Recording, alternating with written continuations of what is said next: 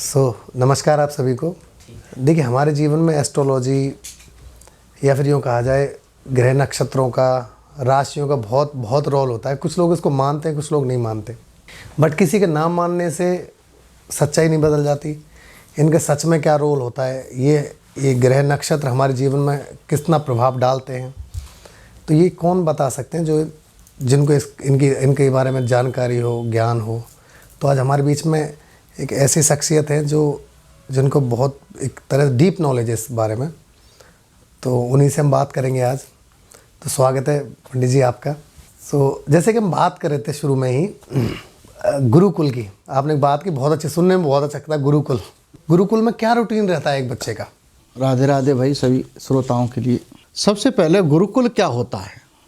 गुरुकुल जहाँ शिक्षा दी जाती है वही गुरुकुल होता है। और गुरुकुल के लिए ये जो आज स्कूल मानते हैं वही पहले गुरुकुल हुआ करते थे।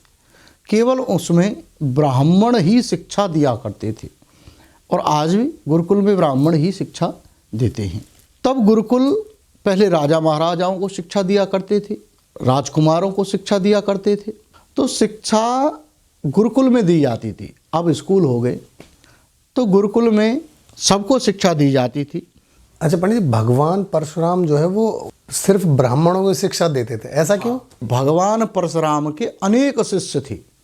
उनमें एक शिष्य जो थे कौरव कुल के भीष्म पितामह। भीष्म जो पितामह थे वो उनके परम शिष्य थे कि हे पुत्र, तू इस अम्बा से शादी कर ले, क्या जाता है? परशुराम जी ने बोला। परशुराम जी ने बोला, लेकिन परशुराम जी की बात उसने भीष्म जी ने मना कर दिया, मैं शादी नहीं करूँगा। अब गुरु की अवहेलना के कारण गुरु रुष्ट हो गए। गंगापुत्र भीष्म से भगवान परशुराम ने कहा, या तो तू इससे शादी कर या फिर मुझसे युद्ध कर। वो गंगापुत्र भीष्म ने कहा कि हे गुरुदेव, आपने दो ऑप्शन रखे हैं मेरे सामने कि या तो आप मुझसे युद्ध करो या फिर आप भी इस अम्बा से शादी कर लो। तो मैं अम्बा से शादी तो नहीं करूँगा, मैं आपसे युद्ध करूँगा। तो वाने ठीक है, तुम दोनों युद्ध के लिए आ जाओ। दोनों युद्ध के लिए पहुँचे। रण होने लगा। 27 दिन तक युद्ध हुआ, ना कोई पराजित हुआ ना कोई विजय हुआ। दोनों में बराबर युद्ध होता रहा, कोई फैसला ना निकला। तब नारद जी उनके पास आए और नारद जी ने कहा, गुरु और शिष्य का इस तरह से युद्ध होना, द्वापर में ही कलयुग का आगमन हो गया। भगवान परशुराम बोले, देख भीष्म, या तो तू इस अम्बा से शादी कर ले या फिर तू मेरा वध कर दे या फिर तू यहाँ से लौट जा। अब ऑप्शन हो गए 3। तो एक ऑप्शन में तो गंगापुत्र भीष्म ने मना ही कर रखा था कि मैं शादी नहीं करूँगा। अब ऑप्शन 2 रह गए, या तो मेरा वध कर दे। अब वो वध कर नहीं सकता क्योंकि परशुराम भगवान तो अजर और अमर थे, उनका वो वध नहीं कर सकता। अब तीसरा ऑप्शन क्या हुआ, या फिर तू वापस लौट जा। अब भगवान परशुराम के सामने ये ऐसा सुनते ही और भीष्म ने कहा, हे गुरुदेव, मैं तो आपकी आज्ञा के अनुसार वापस ही लौट जाता हूँ। ऐसा कह करके और वह वापस चले गए। उस दिन से भगवान परशुराम ने कहा कि मैं आज से क्षत्रियों को शिक्षा देना बंद कर दिया था। मैंने ये भी सुना है कि भगवान परशुराम ने धरती को 21 बार क्षत्रिय विहीन कर दिया था। हाँ। ऐसा क्यों? भगवान परशुराम का सतयुग में जन्म हुआ था। सतयुग में जब जन्म हुआ था और ऋषि जमदग्नि के ये पुत्र थे, रेणुका और अरेणुका, एक राजा की पुत्रियां थीं। जो सबसे बड़ी थी रेणुका, वो ब्याही थी जमदग्नि यानी कि परशुराम के पिता के लिए, और अरेणुका जो थी वो ब्याही थी सहस्त्राबाहु अर्जुन के लिए, जो कि उस टाइम सतयुग में क्षत्रियों में सबसे बड़ा राजा था सहस्त्राबाहु अर्जुन। रावण को भी पराजित करने वाला सहस्त्राबाहु अर्जुन था। एक राजा थे गाध। गाध के कोई संतान नहीं थी। तब उसने कहा अपनी पुत्री से, उसकी माँ ने, कि हे पुत्री, कि तुम्हारे पति जो है बड़े ऋषि हैं और उनसे कोई ऐसा कहो कि हमारे कोई संतान प्राप्त हो जाए। रेणुका ने और राजा गाध की पत्नी के लिए तो जो है 2 फल खाए। तो 2 फल जो है परशुराम जी के पिता जमदग्नि ने दिए उनको, भाई एक फल तुम ले लेना, ये फल उनको दे देना। तो वो दोनों फल उस पुत्री ने अपनी माता के लिए दिए। लेकिन माता ने चालाकी से वो फल बदल दिए।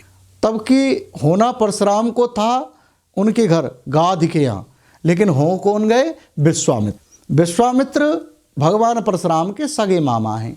तो विश्वामित्र वहाँ पैदा हो गए और परशुराम वहाँ पैदा हो गए। अब मैं आपको यहाँ से आगे कथा बताता हूँ। सहस्त्राबाहु अर्जुन एक बार युद्ध से आ रहा था, तो रास्ते में उनकी कुटिया पड़ी जो जमदग्नि ऋषि की।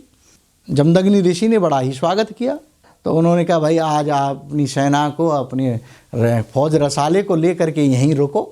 सहस्त्राबाहु अर्जुन बोले, अरे महाराज, हमारी इतनी सेना है, आप भोजन व्यवस्था नहीं कर पाओगे, आप क्यों करते हो, आप जाने दो हमें। नहीं महाराज, आज तो आप यहीं रुको और आज जो है आपकी सब व्यवस्था हो जाएगी। उनके पास जो थी, जमदग्नि ऋषि थे, उनके पास थी कामधेन नंदिनी गाय, जो स्वर्ग से राजा इंद्र ने उनको दक्षिणा में एक बार दी थी। और उनके पास वो कामधेन नंदिनी गाय थी, जो आप चाहिए वो आपको मिल जाता। कामधेनु नंदिनी गाय से उन्होंने जो मांगा वो सब कुछ मिल गया। जो जिसको जैसा दाना पानी चाहिए उसको उसी हिसाब से पूरी जो फौज थी उसके सब के लिए व्यवस्था कर दी गई। सहस्त्राबाहु अर्जुन था, उसने कहा, भाई महाराज, आपने इतनी व्यवस्था कर कैसे दी? ऐसा कहकर के राजा ने बड़े ही आश्चर्यचकित और उनसे पूछा। तब जमदग्नि ऋषि बोले कि महाराज, मेरे पास ये माता गाय है, ये कामधेन नंदिनी गाय है, इसकी कृपा से मेरे यहाँ सब कुछ प्राप्त हो जाता है। अब उसके बड़े दिमाग में विचित्र बात आई कि महाराज, तुम क्या करोगे इसका? ये तो हमारे पास, हमारे क्षत्रियों के लिए होनी चाहिए, हम युद्ध में जाते हैं, हमें व्यवस्था होनी चाहिए हमारे लिए इसकी, आप क्या करोगे इसका? मैं, नहीं महाराज, इसको मैं नहीं दूंगा, क्योंकि मुझे दान में मिली है। ब्राह्मणों को कोई दान चीज़ मिलती है, उसको वो बेचता नहीं है, या कोई ब्राह्मण उसका दान नहीं करता है, और ना ही उस ब्राह्मण को करना चाहिए। तो ऐसा कह करके उन्होंने मना कर दिया। लेकिन सहस्त्राबाहु अर्जुन ने बलपूर्वक उन जमदग्नि ऋषि और उनके तीनों पुत्रों और उनकी माता, जो उनकी पत्नी थी रेणुका, उनका शीश काट दिया गया, उनका वध कर दिया सहस्त्राबाहु अर्जुन ने। लेकिन जमदग्नि ऋषि ने अपने मंत्र अनुष्ठान करके अपने पुत्र का अनुसरण किया, अपने पुत्र का नाम लेकर के उनको बुलाया। तब तक देर हो चुकी थी।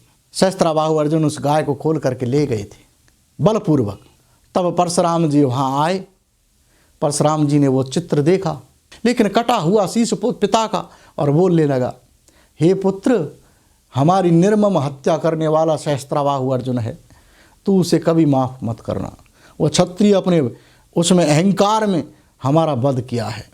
उस दिन परशुराम जी ने सौगंध खाई कि ऐसे क्षत्रियों को मैं इस पृथ्वी पर छोड़ूंगा नहीं, मैं ऐसे अहंकारी क्षत्रियों का नाश कर दूंगा। उन्होंने सभी क्षत्रियों का नाश नहीं किया था। जो अहंकार में थे, जो क्षत्रिय, जो बलपूर्वक किसी को कुछ नहीं समझते थे, उनका नाश किया था उन्होंने। सब क्षत्रियों का नाश नहीं किया था। जो धर्म का अवहेलना कर रहे थे, स्वयं अपने आप को भगवान समझ रहे थे, उन क्षत्रियों का नाश किया था। नहीं, ये कहते हैं ना, धरती क्षत्रिय विहीन कर दी थी। नहीं नहीं नहीं, वो धरती क्षत्रिय विहीन किन क्षत्रियों की? जो क्षत्रिय अहंकारी थे। तो सहस्त्रबाहु को परशुराम जी ने मारा था? बिल्कुल, परशुराम जी ने वध किया था सहस्त्राबाहु अर्जुन का। अच्छा, मैंने ये भी पढ़ा है पंडित जी कि रावण जब दुनिया जीतने गया था तो सहस्त्रबाहु के यहाँ जाके, मतलब सहस्त्रबाहु ने अपने मतलब खाट के पाए से रावण को बांध दिया था। क्या सच है? सहस्त्राबाहु अर्जुन से रावण युद्ध करने गया था, तो सहस्त्राबाहु अर्जुन ने रावण को पैर पकड़ करके दोबारा लंका में फेंक दिया था। और वो इतना निर्लज्ज था रावण कि उसको फिर भी अहंकार आया और फिर भी युद्ध करने गया।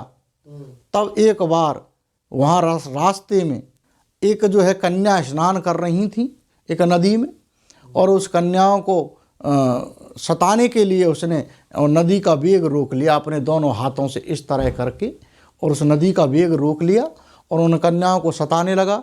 तब एक वहाँ एक बूढ़ी जो स्त्री थी, वो उसने देख करके रावण को धरती में पैर पकड़ करके कई बार पछाड़ा था। ये रामायण में लेख है। निर्लज्ज वहाँ से उठ करके और फिर दोबारा लंका में चला गया था। तो सहस्त्राबाहु अर्जुन तो बहुत बड़ा योद्धा था। हनुमान जी ने जब लंका जलाई थी, उसने पूछा था, कौन से रावण हो आप? मैं जानूं तुम्हारी प्रभुताई और सहस्त्राबाहु सन परी लड़ाई।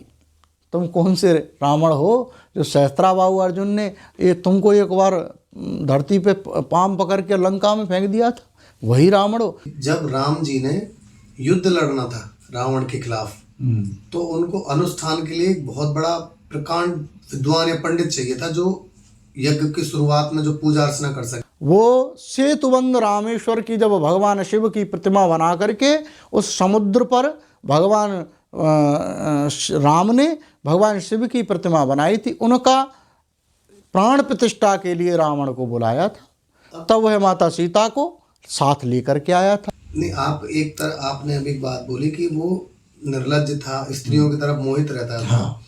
तो एक तरफ तो माँ सीता उसके यहाँ 14 वर्ष रही, तब भी उन्होंने उसका हाथ भी नहीं लगाया। और मैंने ये भी पढ़ा है पंडित जी की जब हनुमान जी उनको लेने गए, रावण को जब लेने गए उस अनुष्ठान के लिए, तो रावण ने बोला कि हम उन्हीं के जजमानी एक्सेप्ट करता हूँ मैं, जो पत्नी सहित यज्ञ पर बैठे। हाँ। अब चूंकि राम की पत्नी तो सीता मेरे यहाँ है, तो अब बताओ मैं कैसे जजमान बनाऊं उनको। अब या तो राम से पूछो तुम, मैं सीता को लेकर आऊं, या फिर कैसे करूं। तो हनुमान जी ने बोला कि आप सीता को लेकर चलिए, सीता माँ को। तो फिर रावण ने बोला कि मेरे पास 2 सीता हैं, राम से पूछो कौन सी सीता को लेके जाऊं। तो हनुमान जी ने पूछा 2 सीता हैं तुम्हारे पास, कहाँ है 2 सीता, थोड़ा बताओ। तो एक सीता तो अशोक वाटिका में जो श्री राम की पत्नी है, और एक सीता जो माँ दुर्गा का रूप वो मेरे हृदय में वास करती है, अब कौन सी लेके चलूं। तो हनुमान जी ने ये बोला कि जो सीता अशोक वाटिका में है उसको तो भगवान श्री राम तुम्हारा वध करके अपने आप ले जाएंगे, तुम्हारे हृदय में जो सीता वास करती है ना, जो माँ दुर्गा का रूप, उसी को लेके चलो। नहीं, इसका रामायण में कहीं लेख नहीं है, ये क्षेपक कथा है। अच्छा, क्षेपक मतलब यानी कि अदर कथा, यानी कि किसी अन्य ग्रंथों में कथा है, ना कि इस रामायण में। जो रामचरितमानस की कथा रामायण है, इसमें इसका कोई लेख है नहीं। राम एक्चुअली वो सच में सीता माता को लेकर गया था। हाँ, वो सीता जी को लेकर के गया था और सीता जी को वापस भी लाया है, लेकिन सीता जी को हाथ क्यों नहीं लगाया। और रावण अगर किसी स्त्री को बलपूर्वक लंका में हाथ लगाता है या स्पर्श करता है तो उसके सर में तुरंत विस्फोट होकर के वो नष्ट हो जाएगा, उसका विनाश हो जाएगा। उसको श्राप लगा हुआ था। वो श्राप किसने दिया था? वो श्राप दिया था कुबेर के पत्नी ने। विश्वशर्मा का पुत्र था कुबेर, तो उस पुत्र ने और उनकी पत्नी जो थी कुबेर देवता की, तो उसने श्राप दिया था रावण को कि अगर तूने किसी पराई स्त्री को इस लंका में हाथ लगाया तो तू दोबारा अगर किसी स्त्री को हाथ लगाएगा तू तुरंत विस्फोट होकर के तेरा अंत हो जाएगा।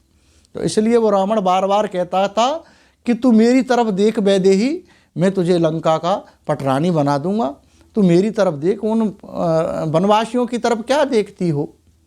तो इसलिए बार बार प्रलोभन देता था, लेकिन माता सीता तो कभी उसकी तरफ देख भी नहीं। तृणधर ओट कहे वैदेही, यानी कि तिनका की ओट में रावण से बात किया करती थी माता सीता।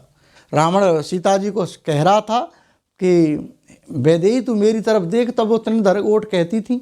तो हनुमान जी ने इस कृत्य को देखा था। जब लंका में हनुमान जी गए थे तब वह कृत्य जब भगवान राम को बताया था कि हे ईश्वर, हे परमात्मा, हे भगवान, सीता माँ को तुमसे कम दुख नहीं है। आप कह रहे हो कि मुझे बड़ा ही दुख है, लेकिन आपके बिछड़ने के बाद माता सीता को भी बड़ा गहरा सदमा है, बड़ा गहरा दुख है, बड़ा अथाह दुख है कि तुम जो कह रहे हो कि मुझसे ज़्यादा मैं प्रेम ज़्यादा करता हूँ सीता से, तो तुमसे कम प्रेम नहीं करती सीता जी। सीता जी को बार बार खड़ग दिखाता था, चंद्रहास्त एक खड़ग थी जो रावण ने भगवान शिव से प्राप्त की थी। उस चंद्रहास्त्र को दिखाता था कि मैं तेरा शीश काट लूँगा अगर तू ऐसा नहीं करेगी। सीता जी कहती हैं, अरे खल, अरे मूढ़, तुझे रघुवीर बाण की सुध नहीं है। रघुवीर बाण ने बिना फर के बाण को तेरे भाई कालनेमी को, और वह 100 योजन दूर जा कर के पड़ा था, तब उस बाण की तुझे याद नहीं है। खल सुध नहीं रघुवीर बाण की, तुझको खल, हे मूर्ख, तुझे रघुवीर की ताकत का पता नहीं है। वो कितने बलवान हैं। तब जाके सीता जी ने उसको समझाया था। पंडित जी एक बात और कर रहे थे आप कि ग्रह और नक्षत्रों का जीवन पे बड़ा प्रभाव रहता है। किसी को भरोसा है ग्रह नक्षत्रों में, किसी को नहीं है। तो उस विषय में क्या आप कहेंगे कि उनके जीवन में अगर मुझे जानकारी नहीं तब भी प्रभाव रहता है? सबसे पहले हम बताते हैं कि राशि, आप कह रहे हो कि राशि और नक्षत्र, राशि में राशि बदल जाती है लेकिन नक्षत्र नहीं बदलते। चंद्रमा की गणना के हिसाब से राशि का बन जाती है, लेकिन नक्षत्र अपना स्वयं नक्षत्र ही रहता है, वह बदलता नहीं है। 27 नक्षत्र होते हैं, 27 नक्षत्रों में एक नक्षत्र 24 घंटे विराजमान रहता है और उस 24 घंटे में उस नक्षत्र का 4 चरण होते हैं। 4 चरणों में 6-6 घंटे में वो 4 चरण रहते हैं।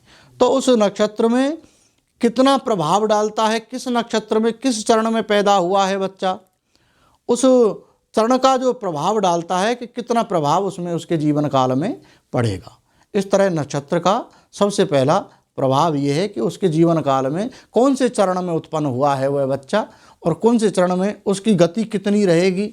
उस जैसे कोई पुत्र जो है एक ही संतान, एक ही माता के पिता की संतान होते हुए भी और तकरीबन दोनों बच्चे एक साथ पैदा होते हैं, जो जुड़वा बच्चे होते हैं, लेकिन उन दोनों का भी प्रभाव अलग होता है। दोनों का प्रभाव अलग होता है, दोनों की सोच अलग होती है, लेकिन एक साथ पैदा हो रहे हैं। अब वो कुछ लोग कहेंगे भगवान एक चीज़ बताइए कि एक साथ बच्चा पैदा हुए और एक ही जन्म नक्षत्र हुआ, फिर भी इतना भेदभाव क्यों? लेकिन एक अच्छा रईस बन जाता है और एक रोडपति बन जाता है। उसकी वजह होती है अपने अपने कर्मों द्वारा। पूर्व जन्म के कर्म निर्धारित करते हैं कि आपने कैसे कर्म को किया है। ये गरुड़ पुराण में विद्यमान है कि किसके कर्म कैसे हैं, उसी कर्मों के प्रभाव से उसको जन्म प्राप्त होता है।